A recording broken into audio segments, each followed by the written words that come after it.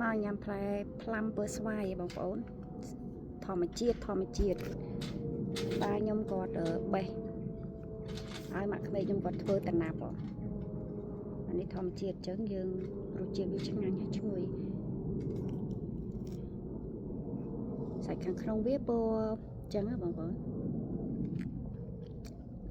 វារឹងអញ្ចឹងវានៅជូរអែមបើតុនវាក្អូបហ្មង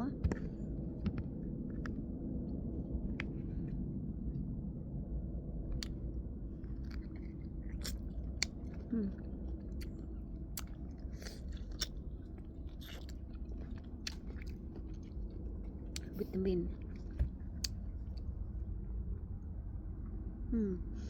ក្អូបពេលវាទុំ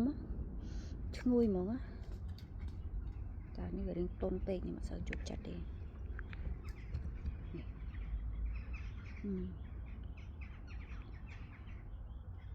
ផ្អែម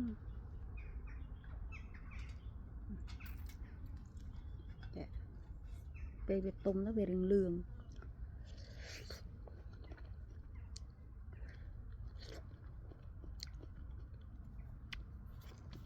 មែ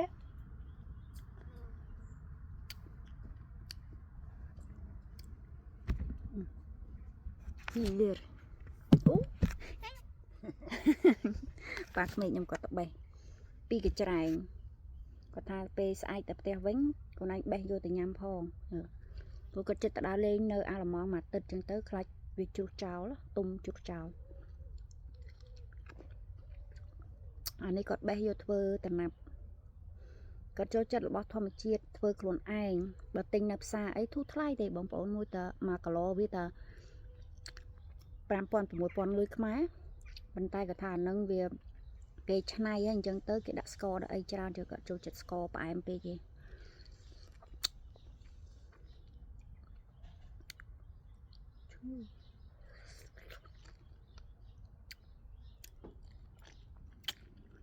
ក្តៅហ្នឹងណាថ្ងៃ35 អង្សាក្តៅនឹងខ្លោចមកនេះភ្លោះជាប់គ្នាចេះហ្មងភ្លោះអើយចេះតែមានហ្មងហើយអាភ្លោះហ្នឹងទៅអូតានេះរៀង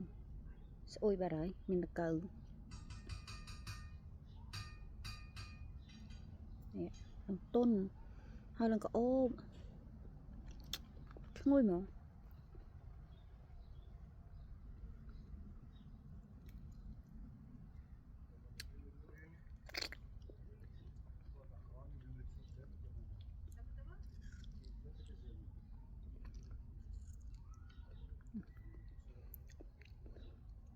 កូនភាសានេះខ្ជិលមកប៉ាក្មេកនោះរវល់គាត់នៅអត់ស្ងៀមទេចាស់នៅនេះគាត់ធ្វើអីគាត់នៅនេះប៉ាក្មេកខ្ញុំគាត់បេះអាផ្លែ5ឲ្យញ៉ាំរួចគាត់ទៅធ្វើអីផ្សេងទៅអត់តនេកាត់ទេហើយមុនហ្នឹងកោះតលងអស់មួយជួរទៀតខ្ញុំញ៉ាំមុខលំពេញនេះទៅខ្មែរ50គីឡូមានស្រកគីឡូណា53គីឡូឥឡូវ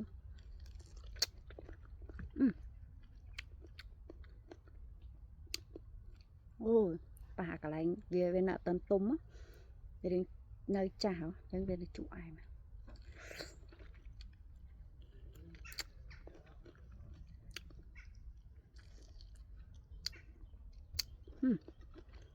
បាយបាយ